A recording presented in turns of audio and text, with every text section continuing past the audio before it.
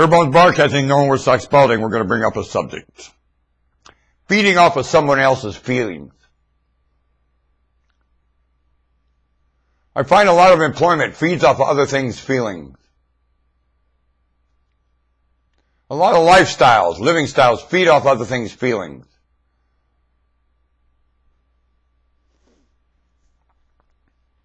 In sex, people feed off of each other's feelings. Is that what sex is for? Feeding off the other individual's feelings? Can you do that as a deceiver? Or is sex for feeding off of your feelings, personally? And the other individual arouses those feelings within you because you have hormones. You enjoy those feelings and you feed off of those. It's a feeding. Sex is a feeding, isn't it? Gender expression, hormone, a feeding. Feelings is a feeding, isn't it? Something feeds with the experience of living.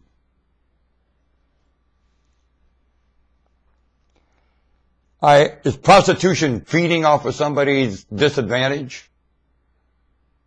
And who's feeding off the disadvantage, the prostitute or the one experiencing the prostitute? Who's feeding more? Because the weakness of the one paying the female allows her to feed off of that individual very much. Who's deceiving who? Are both of them deceiving themselves? Or is the absence of prostitution deceiving yourself? And you are really experiencing nothing yet prostitution and not admitting it. And this altar pledging and all this stuff is just a form of prostitution. And you're prostituting the male more than the female. In every act you have here, when the male is the more sacred agent, and calling the female the more sacred agent, you're prostituting the male, not the female. Aren't you? When you're honest about what is going on. Who feeds more off their feelings, the female or the male? I asked the female, what's more important, the male be honest, good looking in sex, or the female? And the girls tell me, it's more important that the male be better looking in sex. You ask a young girl, what's more important in sex?